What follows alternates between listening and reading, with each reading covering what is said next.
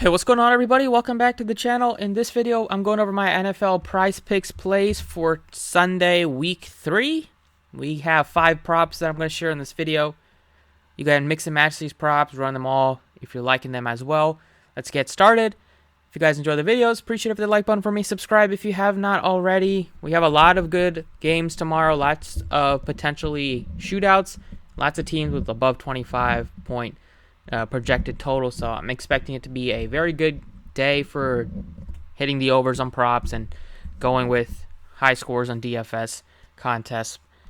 So I got a mix of different props I want to share, starting off with a couple of receiving props, taking the over.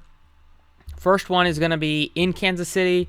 We're looking at a running back that's absolutely demolished his props in first couple of games. He's getting more playing time right now, even though he's still splitting some work with McKinnon in the backfield. But that's Clyde Edwards-Helaire. Doesn't have Gerald Williams to deal with this year. And he's benefited by catching a lot of passes. Mahomes loves to throw the ball in general, and Andy Reid is a very pass-heavy coach. So in a game against the Colts, which they've struggled so far this year, we saw last week giving up some production to the Jacksonville running backs and giving up some yards to those guys out of the backfield and receiving yards as well. I think Edwards-Helaire 15.5 receiving yards. This is one that can be hit in the first quarter, possibly even it'll take maybe one play if he has a nice big chunk play, which the Chiefs are known for.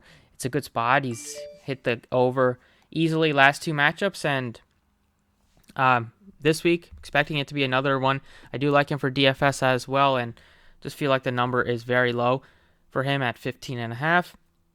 The second one is going to be the superstar that I'm paying up for this week in DFS contest. He's absolutely been crushing it, especially against the Lions. That is Justin Jefferson.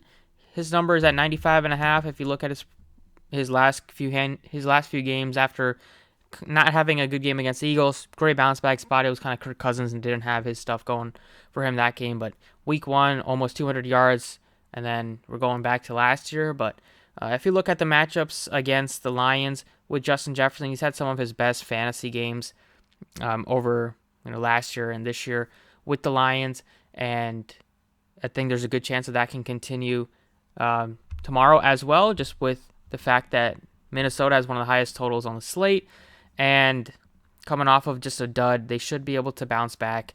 If we're looking at the 2021 games with the Vikings and the Lions, Jefferson had 9 grabs for 133 yards. Most recent game, January 3rd. Before that, Jefferson had 7 catches for 124 yards in the October game last year. And going back even before that, he had 11 catches, 182 yards, and a touchdown back in December of 2021. So he's crushed them. Expecting it to be another great game from Justin Jefferson.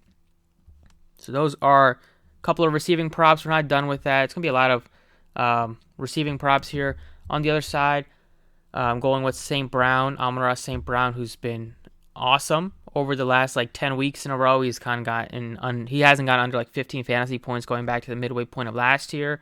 This number is only 73.5 receiving yards. It should be kind of a shootout back and forth type of affair. Sign me up for some St. Brown love. He's another guy that I'm kind of penciling into some DFS contests. If we wanted to go to another guy on the Vikings, that would be Irv Smith. He's at 29.5. Receiving yards. He's hit this in 4 out of his last 5 games that he's played in, but he's also missed a lot of time. But however, Irv Smith, he's getting more snaps this week, and last week he got more snaps than he did in week 1. Week 1, his first game back in such a long time. He got out-snapped by Munt, so he played less than 30% of snaps, I believe, or somewhere in that range. Last week he played over 50, and this week wouldn't be surprised if he gets over 60, 65.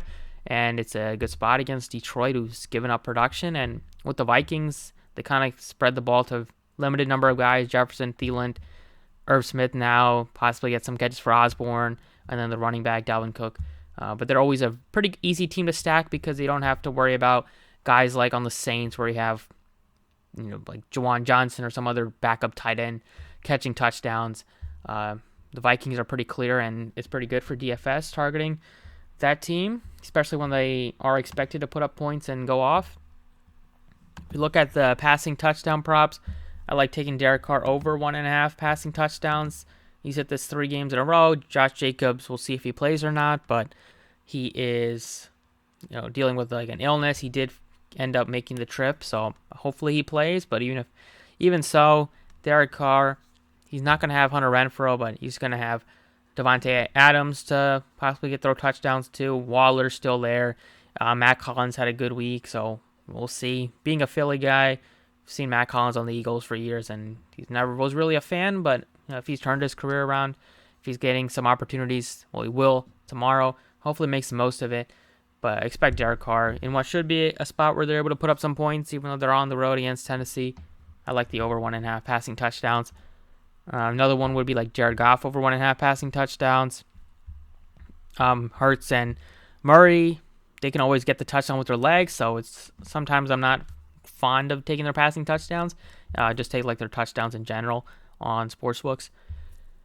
If you look at receiving touchdowns, Jefferson is one that I love. If you're not playing him, Diggs, I think all 4 of these guys have great odds of scoring a touchdown. Probably Jefferson will be my favorite, then Diggs, then Kelsey, then Chase.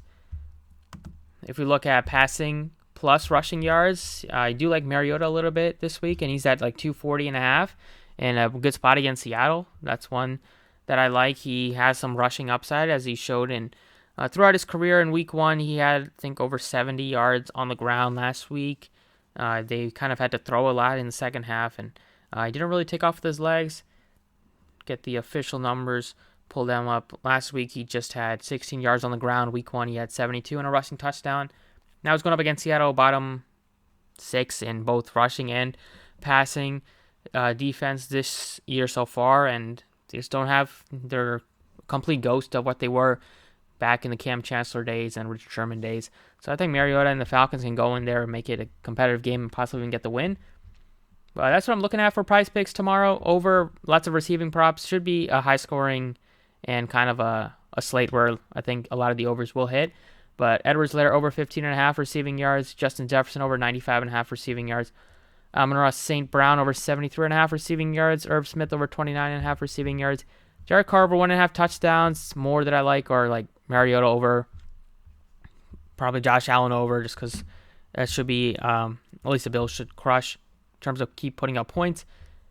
If we look at rushing yards, see if there's anything that really jumps off the page. We have, like, Taylor's pretty low at 84.5, but it could be one where they're going to have to throw a lot, so we'll see. Could be a Nyheim Hines day if they get behind, which they probably will. Cook's at 78.5. Probably like both like taking his rushing and receiving instead of just his rushing. And Murray's at 25.5. This one looks good as well. They're going to need him to do what he did in the second half last week if they're going to have any chance. So like Kyler Murray's greened out if you wanted to take a shot there. Mariota over 27.5. That looks good to me as well. But that's pretty much it for the video. Hope you guys enjoyed. We're still waiting on some news, but we'll get that when the inactives come out tomorrow. But best of luck DFS on PrizePicks this week. And thank you for watching, and I will see you all next time.